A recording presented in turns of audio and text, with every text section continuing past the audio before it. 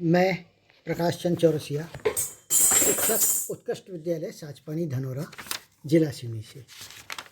आज हम ध्वनि, वर्ण एवं अक्षर ये क्या हैं, वर्ण और अक्षर में अंतर ये पढ़ेंगे और इसका अध्ययन करेंगे।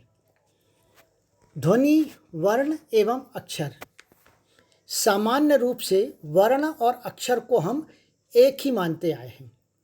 कारण भी सही है, क्योंकि अंग्रेजी में वर्ण और अक्षर को लेटर एक ही शब्द में बताया गया है, किंतु हिंदी की अगर हम बात करें तो वास्तव में इन दोनों में बहुत अधिक अंतर है।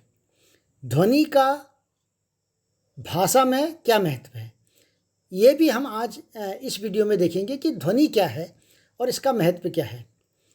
हिंदी भाषा में इन सब का ज्ञान हमको होना बहुत आवश्यक होता है। इसलिए भी आवश्यक होता है क्योंकि ये आने वाले समय में हमको कई प्रतियोगी परीक्षाओं में पूछे भी जाते हैं, और इसके साथ साथ में अगर हम हिंदी के अच्छे जानकार बनना चाहते हैं तो ये हमको पता होना चाहिए। प्राथमिक स्तर पर हमने वर्णमाला पढ़ते हैं, लेकिन ध्वनि क्या है, वर्ण क्या है, अक्षर क्या है, ये बारीकियां वहाँ पर हमें नहीं बताई जाती। इस बात का प्राथमिक ज्ञान हमें नहीं हो पाता है, क्योंकि प्राइमरी लेवल में वर्णों की पहचान कर लिए यही बहुत होता है।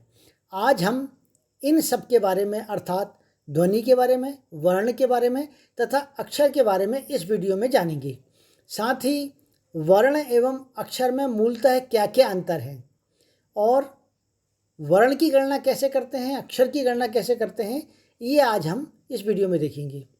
और यह भी अध्ययन करेंगे कि इन दोनों में मूलतः अंतर कैसे पहचानेंगे हम। इन सब का ज्ञान प्रतियोगी परीक्षाओं के लिए भी बहुत आवश्यक होता है। इस विषय में कई बार कई प्रतियोगी परीक्षाओं में प्रश्न पूछे गए हैं। अर्थात यदि आप जॉब प्राप्त करना चाहते हैं तो जॉब के उद्देश्य से भी इन सब का ज्ञान बहुत अधिक आवश्यक है। तो आइए अब हम पढ़ना शुरू करते हैं। सबसे पहले ध्वनि, जिसको अंग्रेजी में साउंड कहते हैं। ध्वनि भाषा की एक सबसे छोटी इकाई मानी जाती है। ये चूँकि मौखिक होती है, इसलिए ये छोटी इकाई मौखिक मानी जाती है, जिसे हम केवल सुन सकते हैं। अर्थात प्रत्येक ध्वनि वर्ण नहीं होती। अर्थात जो ध्वनि निकलती है वो प्रत्येक जो ध्वनि होती है वो वर्ण नहीं होती है। जैसे किसी को हमने नॉक किए तो वो जो एक ध्वनि तो निकलेगी उससे, लेकिन वो वर्ण नहीं कहलाएगी। इसलिए यह वाक्य बिल्कुल सिद्ध होता है कि प्रत्येक ध्वनि वर्ण नहीं होती। जब हम यह हमारे मुख से उच्चरित होती है, अर्थात जब कोई बात निकलती है और इस उच्चरित रूप को जब हम किसी विशेष चिन्ह के द्वारा प्रकट करते हैं, लिखते हैं, तो वह लिखित रूप या वो जो आकृति बनाते हैं वो आकृति वर्ण कहलाती है। अर्थात ध्वनि अगर मौखिक है तो वर्ण उसका एक लिखित रूप है, जिसको हम पढ़ भी सकते हैं बाद में। ध्वनि को जब अलग अलग चिन्हों द्वारा प्रदर्शित किया जाता है, यहाँ पर एक चीज़ और है कि ध्वनि को जब हम अलग अलग चिन्हों द्वारा प्रदर्शित किया जाता है तो वो जो चिन्ह होते हैं वो किसी एक भाषा के चिन्ह अलग हो गए, किसी दूसरी भाषा के चिन्ह अलग हो गए, अर्थात वो एक भाषा बन जाती है।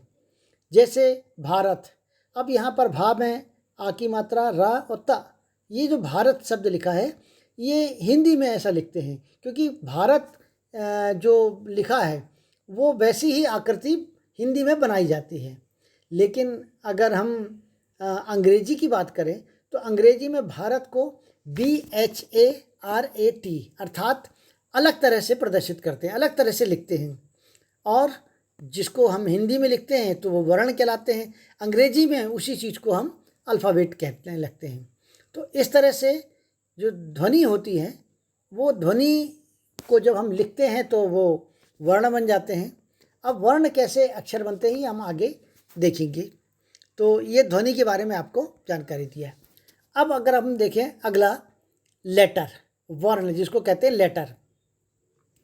वर्ण एक अनेकार्थी शब्द होता है। वर्ण क्या होता है?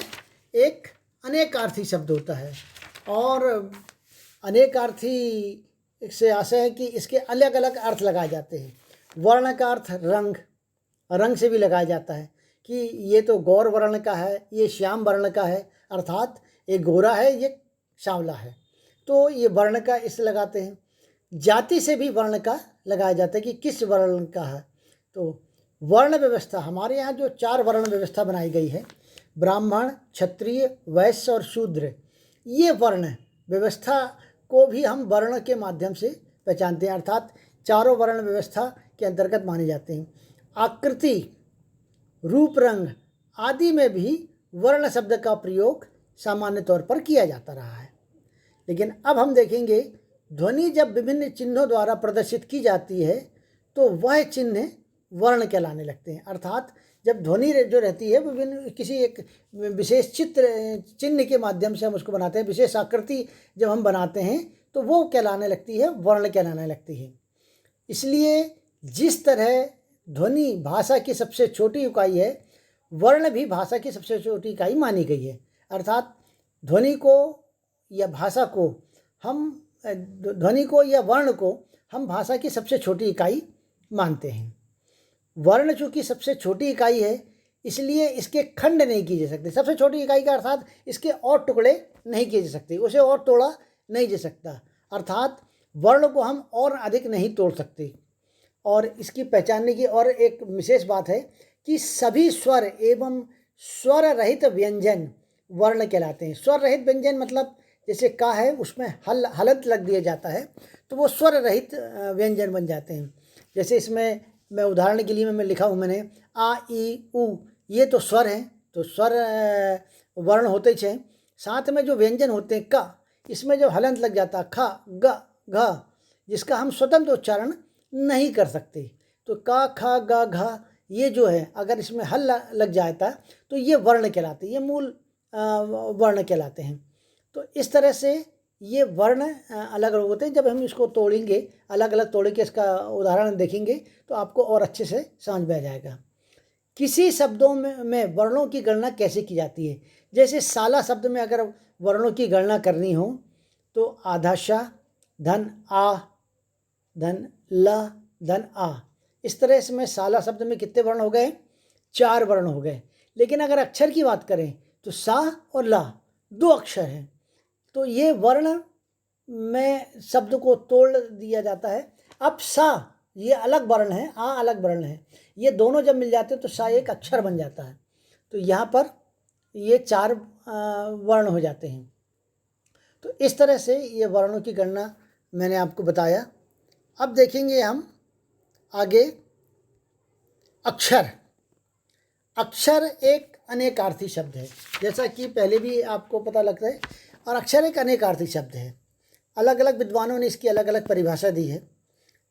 कहा गया है कि क्षर अर्थात क्षरण होना, और आ उपसर्ग जब लग जाता है तो ये बन जाता है कि अर्थात जिसका क्षरण ना हो, तो वो कहलाता है अक्षर कहलाता है। और जिसका क्षरण ना हो, तो अक्षर के अनेक अर्थ, जैसे अविनाशी अर्थात जो नष्ट ना हो, अविनाशी जिसका कभी विनाश ना हो, वो भी अक्षर कहलाते हैं। ब्रह्म अर्थात भगवान ब्रह्मा जो है ये कहते हैं अविनाशी हैं, अक्षर है, अर्थात ये इनका कभी नाश नहीं होगा।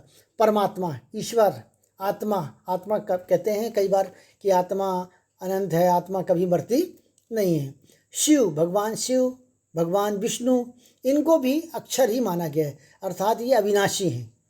आकाश अनंत आकाश कहलाता है तो अक्षर कहलाता है, ये इसका भी नाश नहीं होता। इसके अतिरिक्त जो क्षरित ना हो, अर्थात जिसका कभी क्षरण ना हो, वो सभी क्या कहलाते हैं? अक्षर कहलाते हैं, अर्थात जिसका कभी नाश ना हो वह अक्षर कहलाते हैं। अक्षर वर्ण की तुलना में बड़ा होता है। वर्ण हमने देखे ना, वर्ण के और टुकड़े नहीं किए जा सकते, लेकिन अक्षर के टुकड़े किए जा सकते हैं, मतलब अर्थात एक अक्षर अगर है तो उसको तोड़ के हम, तो वर्ण की तुलना में ये क्या होता है? बड़ा होता है। इस कारण से इसके खंड भी किए जा सकते हैं, अर्थात हम अक्षर को तोड़ सकते हैं। हम अक्षर को क्या कर सकते हैं? तोड़ सकते हैं। ये उदाहरण के द्वारा मैं आपको अभी बताऊंगा कि अक्षर को हम तोड़ सकते हैं, और जब तोड़ेंगे तो वो वर्ण बन जाएंगे। और अक्षर की पहचान के लिए सभी स्वर एवं स्वर सहित व्यंजन अक्षर कहलाते हैं। ये मूल एक अंतर है अक्षर और वर्ण में। वर्ण की अगर हम बात करें तो सभी स्वर है और स्वर रहित व्यंजन अक्षर कहलाते हैं, ये वर्ण कहलाते हैं।